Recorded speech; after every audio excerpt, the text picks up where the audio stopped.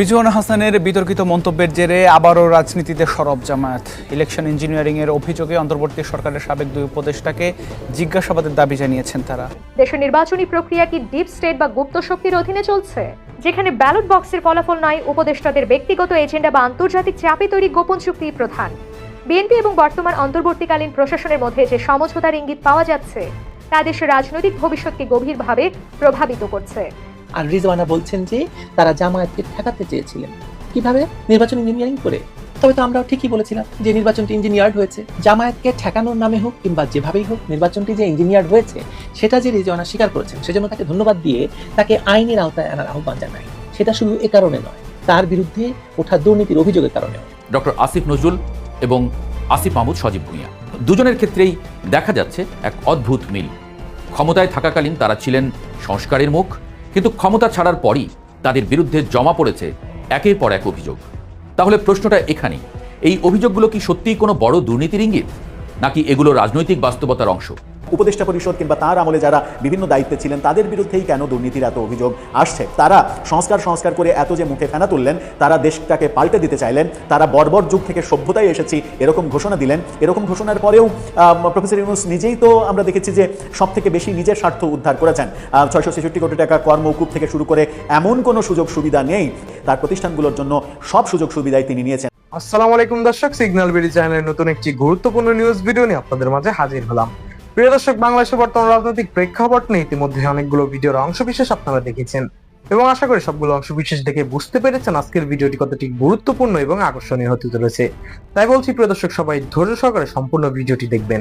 এখনো যারা আমাদের চ্যানেলটি সাবস্ক্রাইব করেনি তাদের সবাইকে বলবো আমাদের চ্যানেলটি সাবস্ক্রাইব করে পাশে থাকা বেল আইকনটি অন করে দিবেন। আর যারা ইতিমধ্যে সাবস্ক্রাইব করেছেন তাদেরকে অসংখ্য ধন্যবাদ। তো প্রিয় দর্শক, চলুন আর কথা বাড়াবো না, একটি লাইক দিয়ে মূল ভিডিওতে যাওয়া যাক। সাবেক আইন উপদেষ্টা ডক্টর আসিফ নজরুলের বিরুদ্ধে দুর্নীতি দমন কমিশনে 1 ডজনের বেশি অভিযোগ জমা পড়েছে। অভিযোগগুলো বেশ গুরুতর। এর মধ্যে রয়েছে মামলা বাণিজ্য, জামিন বাণিজ্য, বিচারক পদায়নে অনিয়ম, বদলি বাণিজ্য এবং বিদেশে অর্থ পাচারের অভিযোগ। অভিযোগকারীদের দাবি, ক্ষমতায় থাকাকালে এসব অনিয়মের মাধ্যমে শত শত কোটি টাকা আত্মসাৎ হয়েছে। কিছু অভিযোগে এমনও বলা হয়েছে একজন শিল্প গ্রুপের সিইও জালিয়াতির মামলায় গ্রেপ্তারি পরোয়ানা থাকা সত্ত্বেও 20 কোটি টাকার বিনিময়ে জামিন পেয়ে যান। আরও অভিযোগ রয়েছে যে বিচারক বদলির ক্ষেত্রে 50 লাখ টাকা থেকে 2 কোটি টাকা পর্যন্ত নেওয়া হতো। তবে এখানেই একটি গুরুত্বপূর্ণ বিষয় আছে, এই অভিযোগগুলো এখনও প্রাথমিক পর্যায়ে আছে। দুর্নীতি দমন কমিশন বলছে যে প্রতিটি অভিযোগ আগে যাচাই বাছাই করা হয়। দুদকের নিয়ম অনুযায়ী অভিযোগ যাচাইয়ের জন্য একটি কমিটি থাকে, তারা অভিযোগকে 100 নম্বরের স্কেলে মূল্যায়ন করে। কোনো অভিযোগ যদি 80 নম্বরের বেশি পায় তখনই সেটি পূর্ণাঙ্গ অনুসন্ধানে যায়। অর্থাৎ এই মুহূর্তে অভিযোগ আছে কিন্তু তা প্রমাণিত নয়। অভিযোগ ওঠার পরে ডক্টর আসিফ নজরুল নিজেই সামাজিক যোগাযোগ মাধ্যমে একটি পোস্ট দেন, সেখানে তিনি 3টি স্পষ্ট বক্তব্য দিয়েছেন। প্রথমত, তিনি দাবি করেন তিনি জীবনে 1 টাকাও দুর্নীতি করেননি। দ্বিতীয়ত, তিনি বলেন সরকারে থাকা অবস্থায় তিনি কোনো স্বজনপ্রীতি করেননি। প্রায় 5000 আইন কর্মকর্তা নিয়োগ দিলেও কোনো আত্মীয়কে চাকরি দেননি। তৃতীয়ত, তিনি বলেন তিনি কখনো এলাকা প্রীতি করেননি এবং নিজের এলাকার জন্য কোনো বিশেষ সুবিধাও নেননি। এরই সাথে তিনি বিদেশে বাড়ি কেনা বা পালিয়ে যাওয়ার গুজবকেও গাঁজাখড়ি বলে আখ্যা দিয়েছেন। এবার আসি আর এক আসিফের কথায়, আসিফ মাহমুদ সজীব ভুঁইয়া, যিনি একসময় স্থানীয় সরকার, পল্লী উন্নয়ন এবং ক্রীড়া মন্ত্রণালয়ের দায়িত্বে ছিলেন। তার বিরুদ্ধেও সাম্প্রতিক সময়ে নানা অভিযোগ সামনে এসেছে। সবচেয়ে বড় অভিযোগ প্রায় 1000 কোটি টাকার দুর্নীতি। তবে তিনি এই অভিযোগ সরাসরি অস্বীকার করেছেন, বরং তিনি নিজের এবং পরিবারের ব্যাংক স্টেটমেন্ট প্রকাশ করে দাবি করেছেন তার ব্যাংক ব্যালেন্স 10 লাখ টাকারও কম। এখানেই শেষ নয়, তার বিরুদ্ধে আরও কয়েকটি বিতর্ক সামনে আসে। এর মধ্যে রয়েছে তার বাবার নামে এলজিইডিতে ঠিকাদারি লাইসেন্স নেওয়ার ঘটনা। সমালোচকরা এটিকে স্বার্থের সংঘাত হিসেবে দেখেন, পরে যদিও লাইসেন্সটি বাতিল করা হয়। আরেকটি বড় বিতর্ক ছিল বিমানবন্দরে অস্ত্রের ম্যাগাজিন পাওয়া যাওয়ার ঘটনা। তিনি বলেন এটি তার লাইসেন্সকৃত অস্ত্রের অংশ এবং ভুলবশত ব্যাগে থেকে গিয়েছিল। আসিফ মাহমুদের সাবেক সহকারী একান্ত সচিব মোয়াজ্জেম হোসেনের বিরুদ্ধে নিয়োগ বাণিজ্য সহ নানা দুর্নীতির অভিযোগ উঠেছিল। তবে দুর্নীতি দমন কমিশনের তদন্তে এখন পর্যন্ত সেই অভিযোগের কোনো প্রমাণ পাওয়া যায়নি। এই বিষয়টি আসিফ মাহমুদের সমর্থকরা গুরুত্বপূর্ণ উদাহরণ হিসেবে তুলে ধরছেন।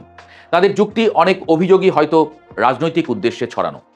এখন আসল প্রশ্ন, কেন ক্ষমতা ছাড়ার পরই এত অভিযোগ সামনে আসে? বাংলাদেশের রাজনীতিতে এটি নতুন কোনো ঘটনা নয়। প্রায়ই দেখা যায় ক্ষমতার পরিবর্তনের সঙ্গে সঙ্গে তদন্ত, মামলা এবং অভিযোগের ঢেউ আসতে শুরু করে। কখনো এগুলো সত্যিকারের দুর্নীতির অনুসন্ধান, কখনো আবার এগুলো রাজনৈতিক প্রতিদ্বন্দ্বিতার অংশ। এই দুই বাস্তবতার মাঝখানে দাঁড়িয়ে সাধারণ মানুষের জন্য সত্যটা বোঝা সহজ নয়। ডক্টর আসিফ নজরুল এবং আসিফ মাহমুদ সজীব ভূঁইয়া দুজনই একসময় নিজেদের পরিচয় দিয়েছেন দুর্নীতি বিরোধী রাজনীতির মুখ হিসেবে। আজ তাদের বিরুদ্ধেই দুর্নীতির অভিযোগ। কিন্তু মনে রাখতে হবে, অভিযোগ আর প্রমাণ এক জিনিস নয়। তদন্তের আগে কাউকে দোষী বলা যেমন ঠিক নয়, তেমনি অভিযোগকে সম্পূর্ণ উড়িয়ে দেওয়াও ঠিক নয়। শেষ পর্যন্ত সত্যটা নির্ধারণ করবে তদন্ত এবং প্রমাণ। এই মুহূর্তে সবচেয়ে গুরুত্বপূর্ণ বিষয় হলো স্বচ্ছ তদন্ত করা এবং জবাবদিহিতার আওতায় আনা। কারণ একটি গণতান্ত্রিক রাষ্ট্রে কেউই আইনের ঊর্ধ্বে নয়, না ক্ষমতায় থাকলে, না ক্ষমতা ছাড়লে। আর আমরা যে নির্বাচনে কতগুলো নতুন এলিমেন্ট যুক্ত করেছি, তার মধ্যে একটা হচ্ছে মূলত আমরা গুরুগম্ভীর আলোচনাই করেছি নির্বাচন নিয়ে। আমরা এটাও জানতে চাই মাননীয় সাবেক উপদেষ্টার কাছে এই ইঞ্জিনিয়ারিং ওনার সাথে আর কারা কারা জড়িত ছিল। 2026 সালে নির্বাচনের ঠিক পরেই বাংলাদেশের রাজনৈতিক মহলে ঝড় তুলেছে এক বিস্ফোরক খবর। সৈয়দা রিজওয়ানা হাসানের স্বীকারোক্তি যে কেবল সাধারণ মানুষের বিশ্বাসকে নয়, পুরো নির্বাচনী ব্যবস্থাকে নাড়া দিয়েছে। বহু বছর ধরে জনগণ যে স্বাধীনভাবে তাদের ভোটাধিকার প্রয়োগ করছে বলে মনে করেছিল, সেই ভিত্তি এক মুহূর্তে ভেঙে পড়ল। ব্যালট পেপারের পেছনে যে মাস্টারমাইন্ডরা বসেছিলেন, তারা অজান্তে জনগণের রায়কে পূর্ব নির্ধারিত করেছিল। একটি টিভি সাক্ষাৎকারে রিজওয়ানা হাসান স্পষ্টভাবে স্বীকার করেছেন, নির্দিষ্ট আদর্শের কোনো রাজনৈতিক শক্তিকে ক্ষমতার মূলধারায় আসতে না দেওয়ার জন্য সুপরিকল্পিত বাধা তৈরি করা হয়েছিল। এই স্বীকারোক্তি যেন কোটি মানুষের আস্থা ভেঙে দিয়েছে। তিনি বলেছেন, আমরা নিশ্চিত করেছি যে জনগণ কাকে চায় তা গুরুত্বপূর্ণ নয়। এই এক বাক্যই দেশের অন্তর্বর্তীকালীন সরকারের তথাকথিত নিরপেক্ষতার পুরো ভাঁজ উন্মোচন করেছে। বিশ্লেষকরা বলছেন, এটি সাধারণ ভোটের উপরে একটি ডিজিটাল একনায়কতন্ত্রের প্রতিফলন। নির্বাচনী ফলাফলের পেছনে রাষ্ট্রযন্ত্রের সহায়তায় যে নিখুঁত কারসাজি চলছিল, তা মূলত একটি গোপন নীল নকশার অংশ ছিল। গণতন্ত্রের খাতিরে নয়, বরং নির্দিষ্ট আদর্শিক শক্তিকে ক্ষমতায় রাখতে এবং অন্য শক্তিগুলোকে মূলধারার বাইরে রাখতে পরিকল্পনা করা হয়েছিল। নির্বাচনের আগে দেশের নানা অঞ্চলে যে জনজোয়ার দেখা গিয়েছিল, তা স্পষ্টই দেখিয়েছিল সাধারণ মানুষের সমর্থন কোনো নির্দিষ্ট দল বা আদর্শিক গোষ্ঠীর পক্ষে। কিন্তু ভোটের ফলাফলে সেই সমর্থনের প্রতিফলন ছিল অপ্রকাশিত। রিজওয়ানা হাসানের স্বীকারোক্তি সেই রহস্য ভেদ করে দিয়েছে। এটি কেবল ব্যালট চুরির গল্প নয়, বরং রাষ্ট্রযন্ত্র ব্যবহার করে জনগণের আবেগকে ফিল্টার করার এক নিখুঁত ষড়যন্ত্র। নির্বাচনী ইঞ্জিনিয়ারিংয়ের মাধ্যমে তোলা হয়েছিল এমন এক অদৃশ্য দেওয়াল, যা ভেদ করা কোনো দলের পক্ষেই সম্ভব ছিল না।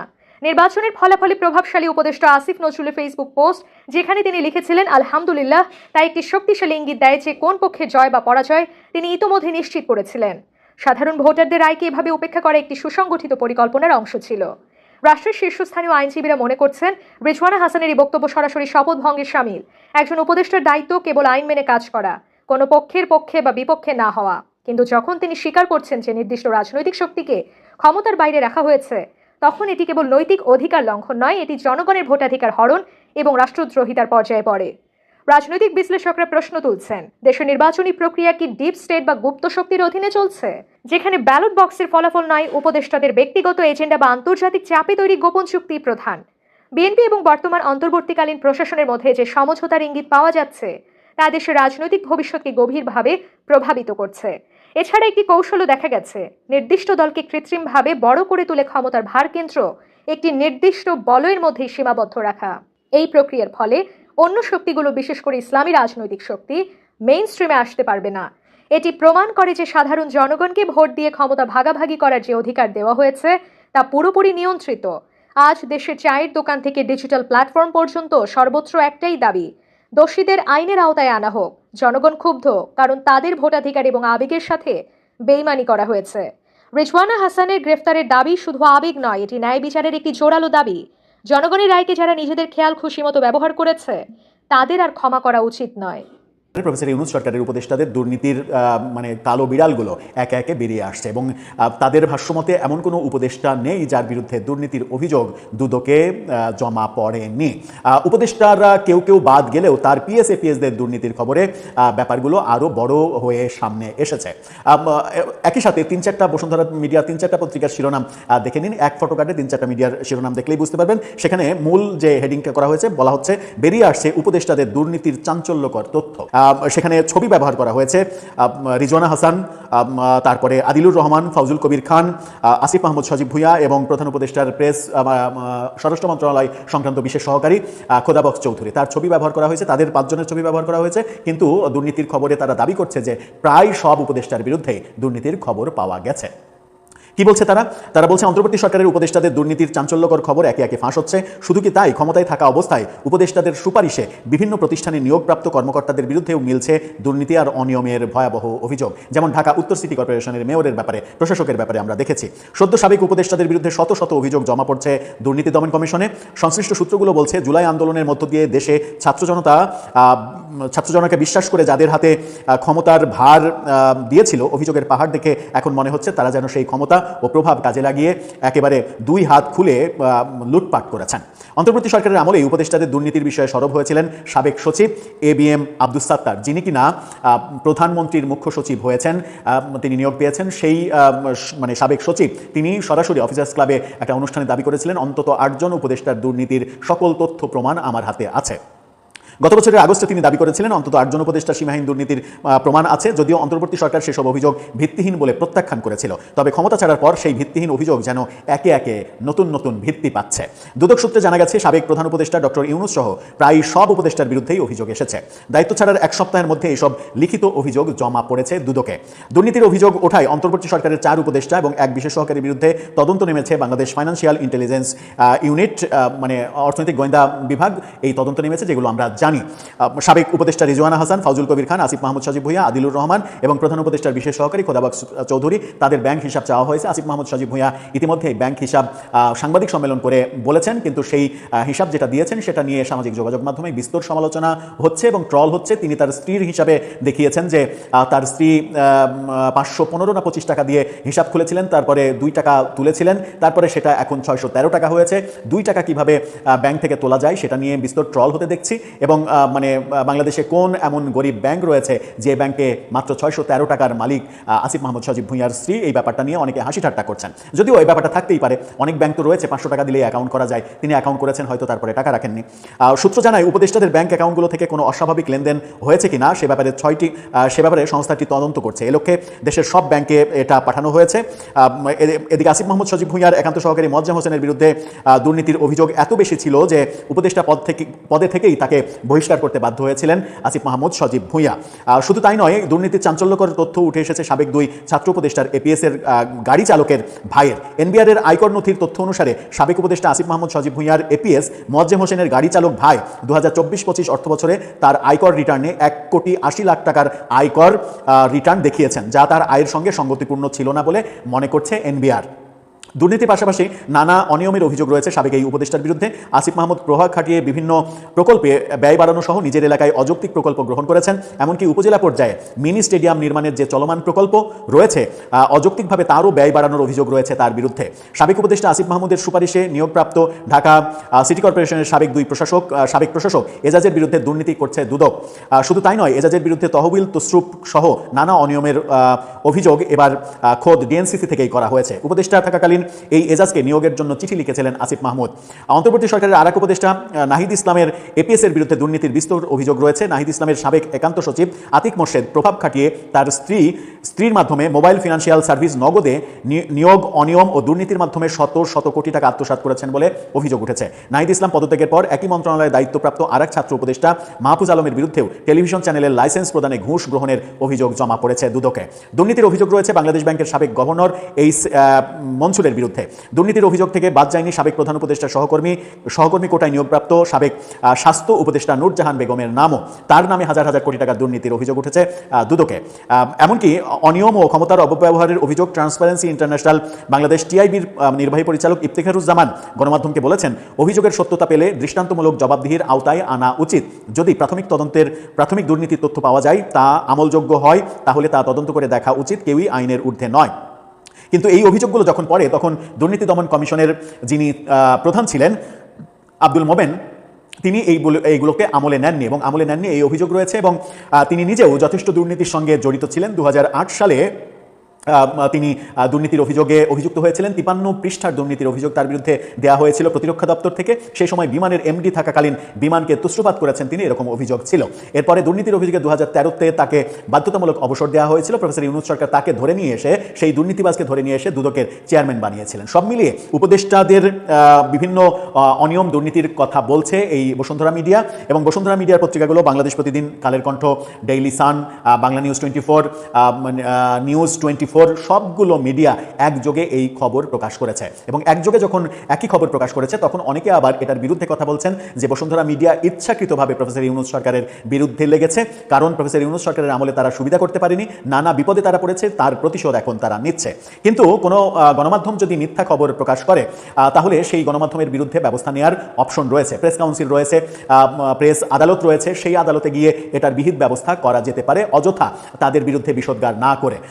যাদের বিরুদ্ধে দুর্নীতির অভিযোগ উঠবে তারা পত্রিকাতে প্রতিবাদ লিপি দেবে, প্রতিবাদ লিপি পত্রিকা ছাপাবে, তারপরে সেটা প্রমাণ যদি না হয় তাহলে তারা প্রেস কাউন্সিলে যেতে পারে এবং তারা সাধারণ আদালতেও এটার বিরুদ্ধে মামলা করতে পারে যে আমার বিরুদ্ধে মিথ্যা মানহানির মামলা করতে পারে, মানহানি করা হচ্ছে। সেটা করে যদি তারা প্রমাণ করতে পারে তারা নির্দোষ, তাহলে মিডিয়ার বিরুদ্ধেও ব্যবস্থা গ্রহণ করা যেতে পারে। মিডিয়া তো আর নবী রাসূল না যে তাদের বিরুদ্ধে ব্যবস্থা গ্রহণ করা যাবে না, তবে অবশ্যই সেটা নিয়মতান্ত্রিকভাবে। তারা যদি ভুল খবর দেয় এবং ভুল খবরের মাধ্যমে কারো সম্মানহানি করে তাহলে অবশ্যই ব্যবস্থা নেওয়া যাবে। কিন্তু ঘুরে ফিরে ওই প্রফেসর ইউনূসের উপদেষ্টা পরিষদ কিংবা তার আমলে যারা বিভিন্ন দায়িত্বে ছিলেন তাদের বিরুদ্ধেই কেন দুর্নীতির এত অভিযোগ আসছে? তারা সংস্কার করে এত যে মুখে ফেনা তুললেন, তারা দেশটাকে পাল্টে দিতে চাইলেন, তারা বর্বর যুগ থেকে সভ্যতায় এসেছি এরকম ঘোষণা দিলেন। এরকম ঘোষণার পরেও প্রফেসর ইউনূস নিজেই তো আমরা দেখেছি যে সব থেকে বেশি নিজের স্বার্থ উদ্ধার করেছেন।